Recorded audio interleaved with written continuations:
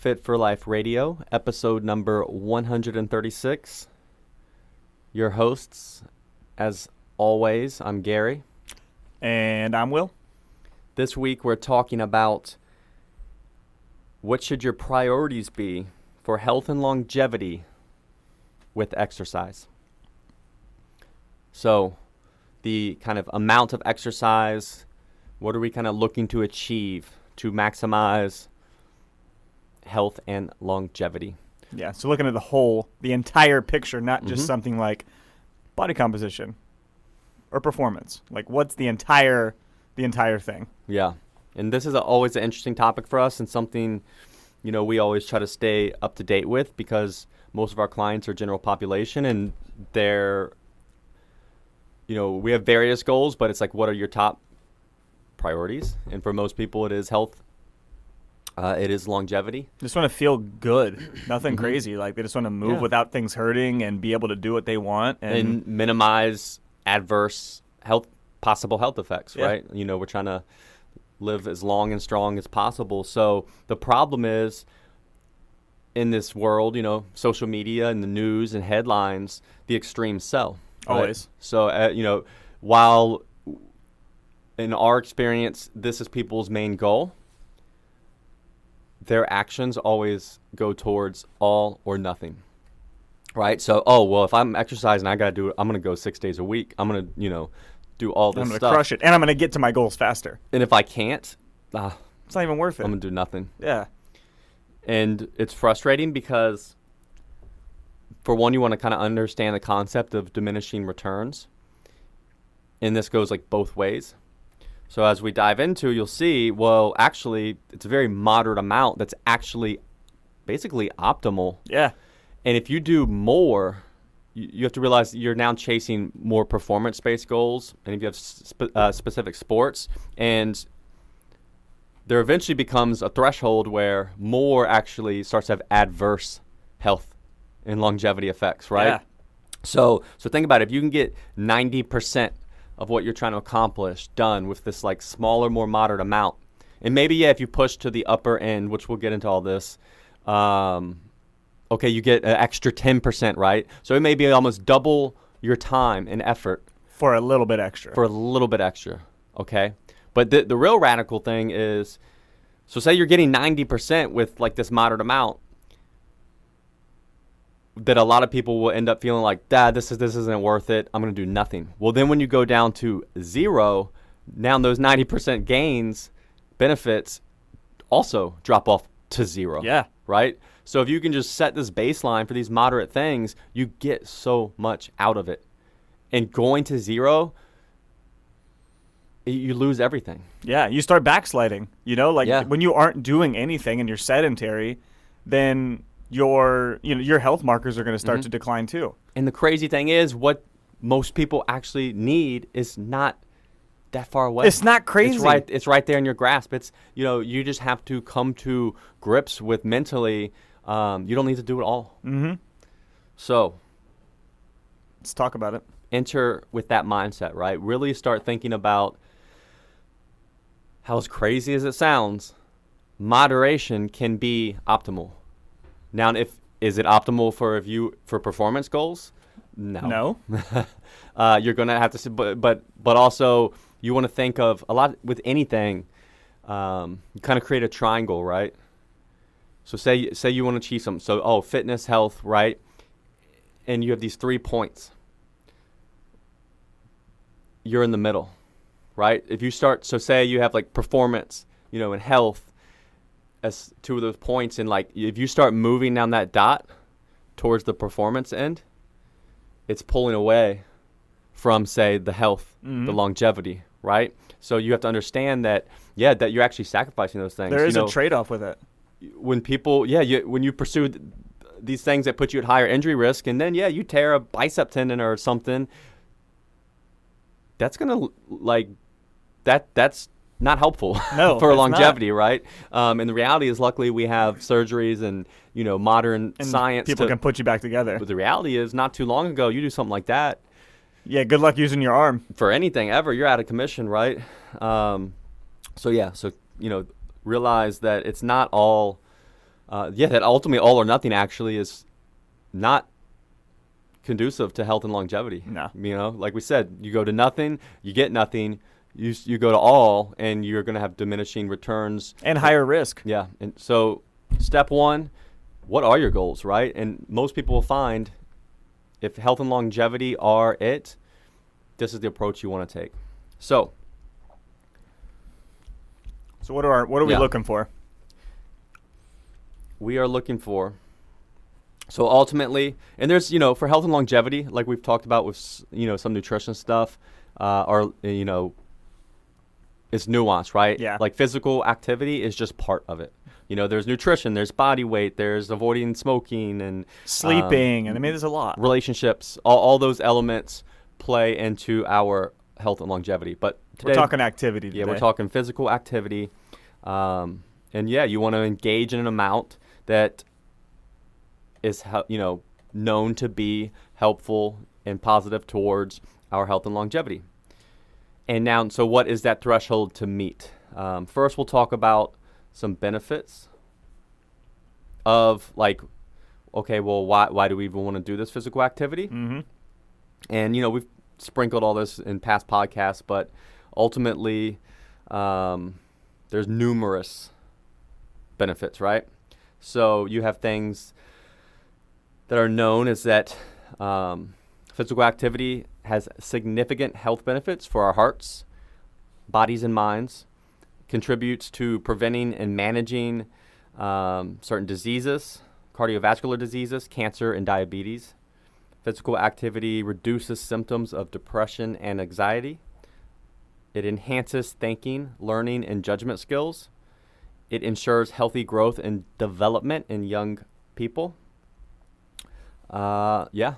So basically, we need to move Mm-hmm. to be our best selves.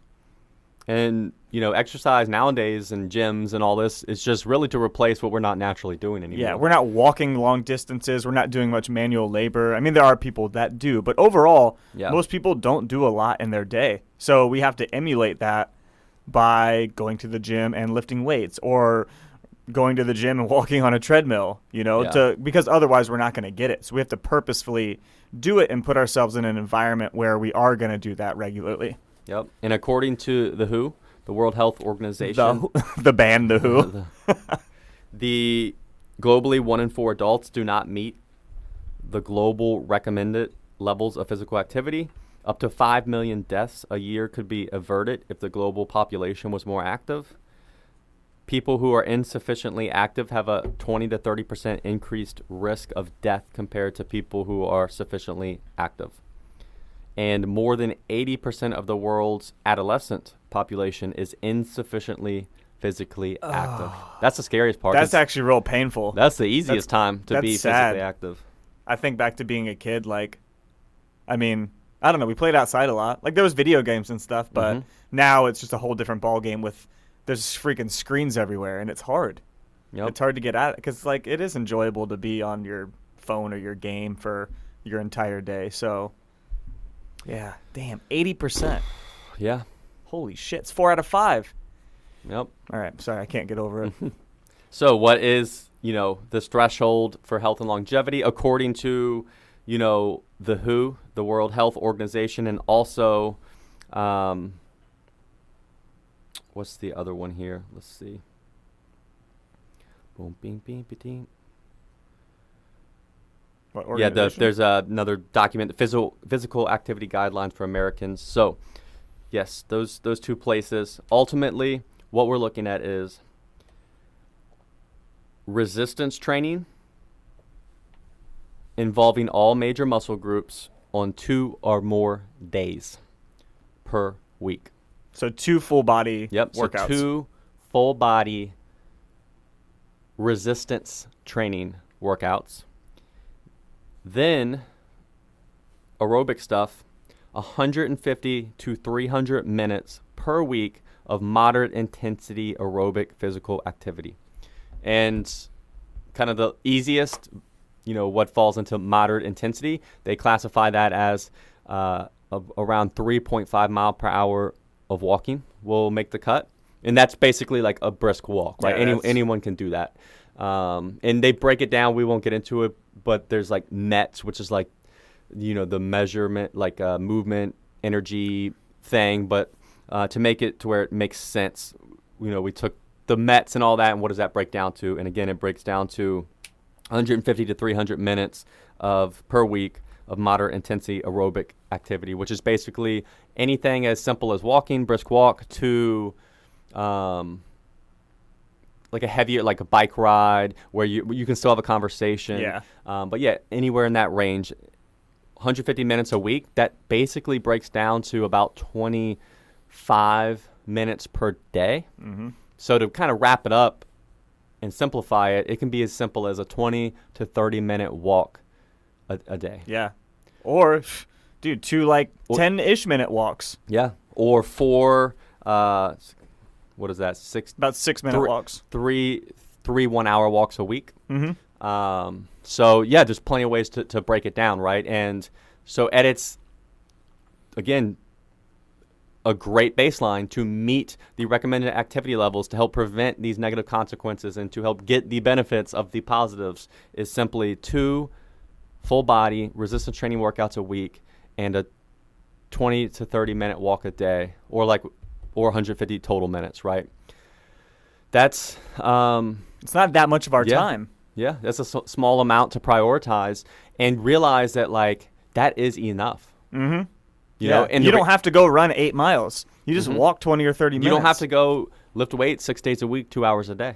Yeah, because we know there are diminishing returns with that too. Yeah, and really you can get a full body sufficient resistance training workout in, 30 to 45 minutes. Mm-hmm. So 2 days a week, 2 times a week, you're looking at an hour to hour and a half. Mm-hmm. And then, we'll just say 30 minutes of walking a day. So now you're looking at really another, 3 hours? 210 minutes. So 3 hours a week, plus, yeah, we'll say the hour and a half. So that's 5.5. Then we'll just say 30 minutes. So 6 hours of movement a week. That's it. That's so it. Less than an hour a day is what we're talking here, if we want to average it out. Yeah. That's all. You don't have to live at the gym. You don't have to go out and, take half of your morning to go for a long walk or bike ride or long run. Just a little bit. Mm-hmm. And then we know, now if you're doing 0, it's going to be way, way more of a detriment. You're going to backslide a lot. Whereas if you keep up that minimum effective dose, you're going to be in a really good spot. And you know what's crazy? Think of how many people we've seen who beat themselves up and feel like if they can only go 2 days a week to the gym, that it's worth that it's a waste. That it's a waste. Oh, I can't do enough. When the reality is you're basically leaning against maximizing the health and longevity benefits. Yeah. And most people at the gym end up coming, we'll say, between 2 and 3 days a week. Mm-hmm. That's where the majority falls. We have our people that come very often, 4 or 5, maybe even 6 days, but they're absolutely the minority. Very small percentage, and most people fall into the 2 to 3 day a week zone and do very well. They get stronger, they feel better. And realize, at these amounts, you're not winning the CrossFit Games. No. You're not winning, your races. You're not, placing in triathlon. But those are all performance-based things. Yeah. And actually, again, those typically involve a certain amount of activity that actually starts to have negative health consequences because of the injury risks, because of the extra. It's just a lot of work for your body, right? And again, not to say not to do those things, with pros and cons. Understand the more you do, and the higher your intensity on a regular basis, you have more of a risk of acute injuries, of chronic injuries, of just those aches and pains creeping in. Mental stuff. But when you're giving yourself just enough, and we've talked, I feel like, a million times about filling your bucket and stress, and working out is stress. So when you're going above what your capacity is, then it's going to be a detriment to you in some way. It's going to come back to bite you at some point, whether that's 5 days from now or 3 years from now. Yeah. And realize, like we said, so diminishing returns, right? 20-minute walk a day, 2 resistance training workouts a week. That can feel like not enough, but it is. Mm-hmm. Again, it is. And if you want to lose weight and you get your nutrition in point, that's going to be plenty. And it's actually probably going to be a sweet spot for a lot of people that because it gives you more time to focus on other things. Yeah, and you're not overdoing it. You know, when you're losing weight and you're in a deficit, like that's stressful too. So the 2 days a week and walking, it's plenty. And like the research shows that 2 days is plenty to gain some muscle mass, or at the very least maintain exactly where you're at. Yep. And to drive it home, this level of physical activity improves muscular and cardiorespiratory fitness, improves bone and functional health, reduces the risk of hypertension, coronary heart disease, stroke, diabetes, various cancers, including breast cancer and colon cancer, depression, reduces the risks of falls as well as hip fractures, and helps maintain a healthy body weight. If you know me, you know I'm always on the run, up early and home late, so having a 3-hour morning routine isn't really in the cards for me. What is in the cards is AG1. It's a fast way to get vitamins and minerals I need to perform. I first gave AG1 a try because I wanted a single solution that helps support my entire body by filling in nutrient gaps and simplifying my morning routine. Since drinking AG1 daily, I've always felt strong and energized and ready to attack the day. Not only does AG1 deliver my daily dose of vitamins, minerals, pre- and probiotics, and more, it's a powerful, healthy habit that's also powerfully simple. It's 1 scoop mixed in water once a day and every day. I know that AG1 is giving my body high-quality nutrition. Every batch of AG1 goes through a rigorous testing process, so you know that it's safe. And AG1 ingredients are sourced for absorption, potency, and nutrition density. AG1 is a supplement that I trust to provide the support my body needs daily, and that's why I'm excited to welcome them as a new partner. Here is your chance to start every day this season with a gift to yourself. Try AG1 and get a free 1-year supply of vitamin D3K2 and 5 free AG1 travel packs with your first purchase exclusively at drinkag1.com/provengrit. That's drinkag1.com/provengrit. Check it out. So basically, and it has the same everything. benefits for children as well. Yeah. I would say it's even more important for children because they're developing. Mm-hmm. But yeah, I might be biased. I mean, really, it's more important at the extremes too, right? Like children can probably benefit from way more activity, and they even also mention as you age, you're older, you want to. It's even more important, right? Because you're fighting the downfall of doing nothing is even steeper. Mm-hmm. So, and again, health risks of sedentary behavior. So, if maybe you sometimes catch yourself in the camp of this little moderate amount, I'll just all or nothing, right? And you do the nothing. Well, the risks of doing nothing are becoming more and more increasingly obvious, and they're learning more. But you have increased, risk of weight gain. You have, you're going to have poor cardio, metabolic health, fitness, your social behavior, mental behavior, your sleep is negatively affected. All-cause mortality, disease risk go up, type 2 diabetes, cardiovascular cancer, those kind of things. Yeah, it's like not even a question, right? No, it shouldn't even be a discussion. Like, this is what we need, period. So you have to eliminate the all or nothing mindset. And this is why we like to talk about this moderate thing and drive this home, is because we feel like more people need to be told that moderation is okay. Like, it's okay to do just what you would call a little bit. Like, it's fine. Because I think people get on and they see someone else. We see the extremes. Yeah. So we think, well, if I can't do it to that degree, why do it? Why even start? And then I think we see the product of a lot of time doing activity and think that's where we need to be in the moment too.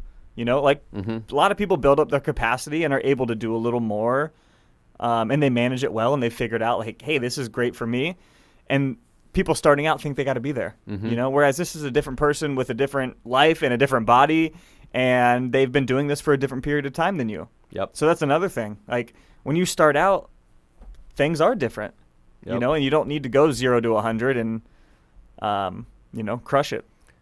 So let's talk about where to start, right? So if you want to increase your physical activity, kind of get this baseline down. Yeah, what do I do?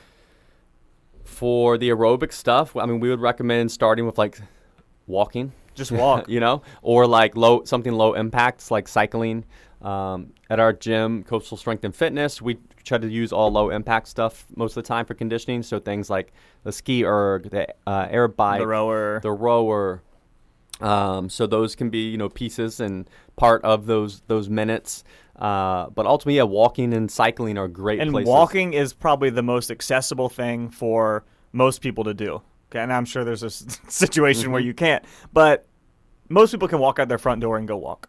Or they can drive to the mall, and go walk. Maybe that's a little bit safer. But there's an option for everybody to do that, and you don't need any equipment to walk. Yeah. Everyone's got shoes, man. Now, the resistance training, covering all major muscle groups is a little trickier because, first of all, okay, well, what are all the major muscle groups? What exercise do I need to be doing? Am I doing them right? Am I choosing the right resistance and weight? So, it's a very hard thing to go do and learn on your own and start from scratch. That's where hiring a coach, a personal trainer, a group training gym like Coastal Strength and Fitness, a good one, Yeah, because unfortunately, a lot of them don't necessarily actually provide resistance training. It's just sweating. Sweating. So, and covering all your major muscle groups in an appropriate fashion. You want to hire a good qualified coach and learn kind of how to do these things properly. But ultimately, your major muscle groups, our body. You want to think of your body as it is muscles, but those muscles help us perform movements. So you have specific movement patterns, and if you cover all these, you'll be covering all your major muscle groups. Yeah. Right? So you have push push movement. So like a bench press or a push up or and that's upper body push. Yes. You have upper body pull. So rowing motions, like just like pulling something towards you, or a pull up to be a little more advanced. Anything like that. Anything where the weight or resistance is being pulled towards you, then that's a pull. And then you can also push and pull in different various angles that are going to bias certain muscle groups more.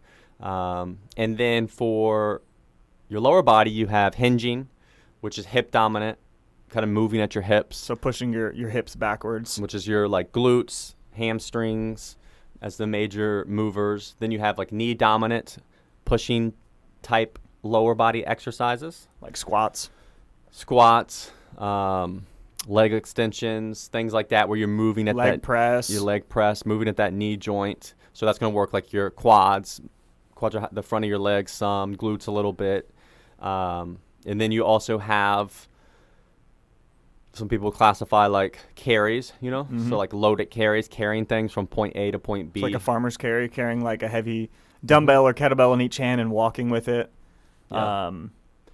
So within that, you want to make sure you're covering all those. And if you're training more often, 4, 5, 6 days a week, you can break it up more. Maybe have upper body day, lower body day, or even specific muscle groups. Yeah, the bro split. But for the most part, if you're training like 2 or 3 days a week, full body is great because, like we said, the goal is to cover everything. And obviously, if it's only 2 or 3 days, you have recovery days. That's a great approach, is 2 or 3 full body workouts. Again, full body meaning you're covering all these movement patterns we just talked about. So you kind of have a upper body push, an upper body pull, a lower body hinge, a lower body knee dominant, to make sure you're working all these muscle we're covering all your bases. Nothing's being left out, and you're going to be as balanced as can be. So once you have that down, again, now cool. You got your 2 resistance workouts. You're breaking your cardio up in whatever way is convenient. Like we said, it could be a little bit every day, 20, 25, 30 minutes every day of walking, or you could do bigger chunks, right? Maybe you strength train 2 days, say, Monday and Thursday. Then you do 3 days where you walk for an hour. So that'd be 180 minutes. Tuesday, Wednesday, Saturday, you walk. So then, boom, right there, you're getting it all done.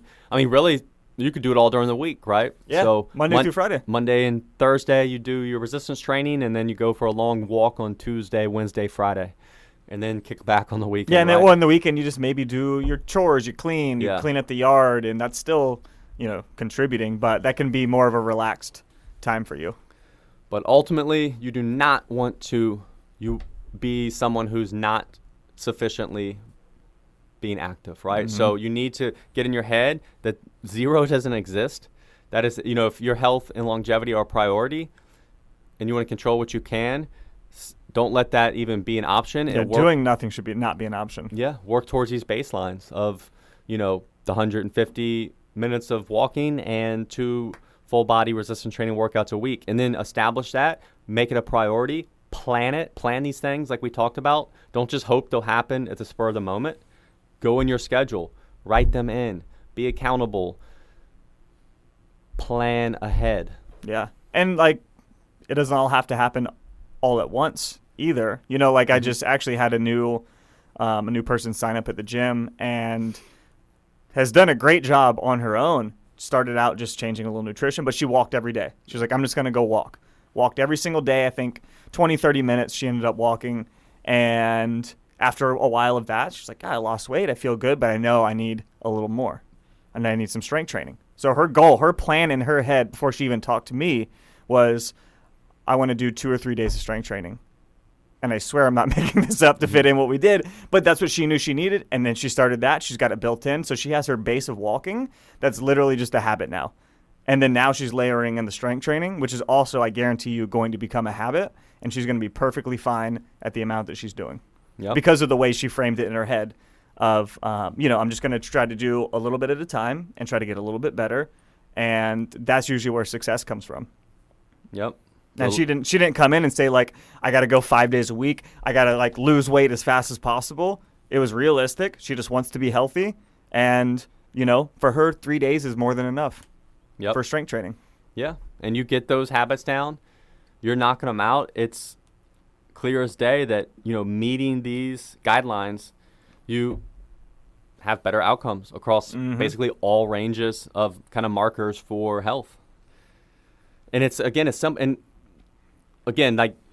nerd out on that stuff, but then also the simple reality is just mentally, you'll feel better. Absolutely. It does help reduce stress. It does help relieve anxiety. Helps your mental clarity. All these things, right? Your sleep. And then now when all these things are a little better, everything gets better. It's like the snowball. So don't underestimate this moderate amount of activity. Like a little bit is completely fine. I think let's frame it this way. What does your week look like for activity? So, over the course of a decade, essentially, I walk every day.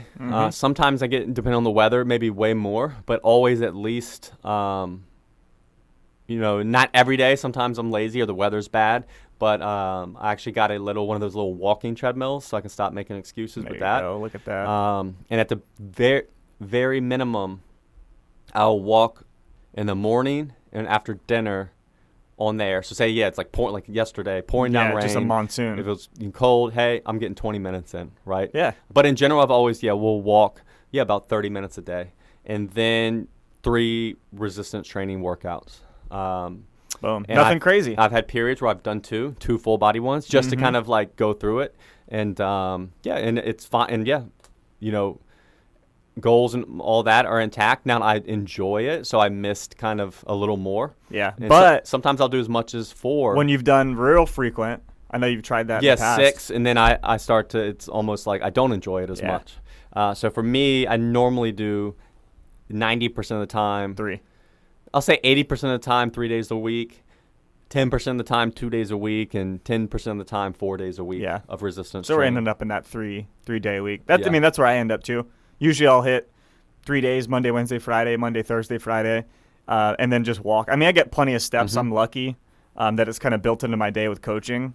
But if it's not, say, on a day I don't coach, like Mondays I don't actually coach at all. So I have to be a little more on it with doing it. But luckily, I'll take the dog for a long walk. Yeah. And that usually ends up being fine. But even on a lazy weekend, I try to set my minimum at 8 to 10,000 steps. Whereas on a coaching day where I'm crazy active and I worked out, I might get 20,000. Yeah. I will say this though, because I know you're mentioning steps. So there is like a difference. So they've mentioned where, for especially the cardiovascular benefits, now obviously, there's steps are great and being on our feet and movement, basically non-exercise activity. No, a lot of that is lower intensity. But yeah, if it's just kind of steps here and there, stopping a bunch in between, again, it's movement, non-exercise activity has benefits, but it technically wouldn't really count, right? So if you want to count like my more vigorous walking, because I'm a fast walker, I get probably 40 minutes of dog walking per day, and that's, we're rolling. So that would be a more vigorous. So probably we'll say 30, 40 minutes a day I get a vigorous.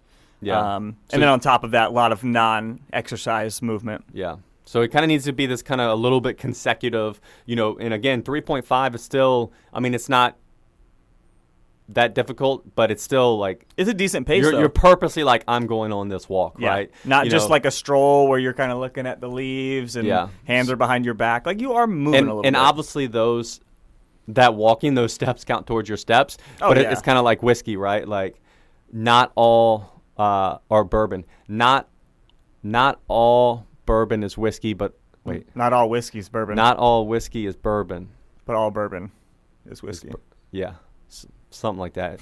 So same thing, right? Like those steps, again, definitely, step goals they count are great. And they're great for your health, but towards this if it's all daily vigorous activity, it needs to be like almost a little more of a bout of intense, we'll say intense walking, vigorous walking. Now, and then you could break that up. You go for a 5-minute walk, 10-minute walk. Mm-hmm. But you want to make sure like there's a little bit of an intention to it. As you see, we live these guidelines and not much more, right? Now, for me, I like being maybe a little stronger than needed and pushing that, So, I do strength train a little more than the two. Now, then if we push beyond that, there's going to start to be diminishing returns, right? Say I decided I want to start running triathlons and competing. The amount of time that goes into that and activity is going to start to put me at higher risk for things and diminishing some of the health and longevity benefits. So again, but that could be a trade-off, and you might be fine with it. That you're fine with, and maybe by competing at that level and pushing, you get mentally some satisfaction that then benefits your health, right? So again, there's tons of elements to this, but it's just, again, we want to give people the permission and be a voice saying it is completely okay and actually optimal especially if your goals are health and longevity, to do this more moderate amount that most people skip over. Thinking that it's worthless. And with that all or nothing mindset. Like no one, very rarely, and hopefully we'll see the opposite of this, but very rarely do people come in and say, I want to be able to come to the gym 2 days a week and get a walk-in daily. Like when people are in there motivated, they haven't been doing nothing and they're starting up. They want it all. 9 out of 10 people are not saying that. And the reality is when we learn what their goals are and what it aligns with, that should be actually where they're setting their targets. Mm-hmm. But everyone's like, I want to come. How many days are you open? 6 days? I want to go 6 days a week. Yeah, it's funny. I've started framing, like when we go through our new client onboarding and we sit down and do a strategy session and just kind of talk about their goals. I've been, framing the expectation we have for people at the gym as getting in 2 to 3 days a week. And people's reaction to that and expectations are way different when you just are upfront with them and like, hey, this is what we generally want for people and what's going to be the best, especially starting out. And it's nice that people almost have permission that like, okay, like I don't have to go 5 or 6 days a week like maybe they thought they needed. Yep. So it's actually kind of changed the outlook of a lot of people that we've had come on board, which is the culture we want to breed anyways at the gym. So sometimes people like this whole podcast we're doing, they need permission to not do all of the extra work. Yeah. So there it is. Take it and walk with it. Walk with it. So to wrap up, what are the kind of the threshold of maximizing health and longevity when it comes to physical activity? 2, full body, working all your muscle group resistance training workouts a week, and 150 minutes of essentially, Fast walking, bike ride. riding. Those are going to be the best options for most people. Yeah. And break that up how you want throughout the week to hit those 150 minutes. And you hit that and make that your baseline. You are maximizing the benefits that can come with physical activity and minimizing the adverse, risks of not being physically active. And you should feel really great about consistently doing that. Yeah. It's a great goal. So, yeah, maybe just go for a morning walk tomorrow. Mm-hmm. Prime your day. Lunchtime walk. Post dinner. You can do it anytime. Mm-hmm. Just step outside. Boom. All right. Well, hopefully that registers, clicks with you. Hopefully it helps you. Yeah. Reach out to us, social media, any other platforms, you'll find us. We also have our Facebook group, Fat Loss Secrets for Busy Adults. You can search for that. Wide open public group, so everybody join in. We've got a ton of good stuff in there. All right. We'll talk to you next week. See ya. As always, thanks for listening, guys. If you want to learn more, check us out at coastalfitnessva.com or garydeagle.com. We'll see you next time.